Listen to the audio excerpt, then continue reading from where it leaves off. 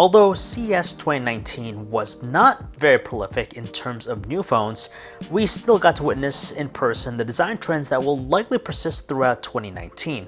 From foldable phones like the Royole FlexPai to phones with hole-in display designs like the Honor V20, and finally, with the star of this hands-on, the dual-screen Nubia X. Taking a page from the same book that treated us to the Vivo X, the Nubia X is a device that would most likely turn heads due to its pretty obvious telltale design highlights, the dual-screen setup that has allowed the complete foregoing of a selfie camera at the front, as well as the nearly bezel-less display that spans edge to edge and doesn't boast a notch of any sort.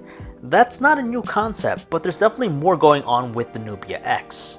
For example, instead of utilizing a button to switch from the front LCD display and the rear AMOLED one, the Nubia X utilizes a nifty squeeze gesture that's essentially similar to the one that the Pixels employ. You squeeze the frame and voila, the other display will light up and become active.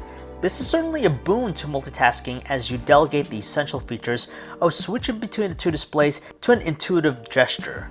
Aside from being a fully functioning display, the rear one also functions as action buttons while playing games, a gaming-oriented feature that is similar to the Red Magic Mars and the Vivo X. There are also power buttons with fingerprint scanners on both sides of the phone, meaning you can pick up the Nubia X, unlock it, and go on your merry way without having to fiddle around and turn it around. Another plus of this unorthodox setup is that you can also unlock your phone with either your left or right thumb. Despite having pretty thin bezels and two displays, the Nubia X doesn't employ an overly thick or heavy body. Quite the contrary, it feels as regular as any other high-end smartphone released recently in spite of its certainly unique design.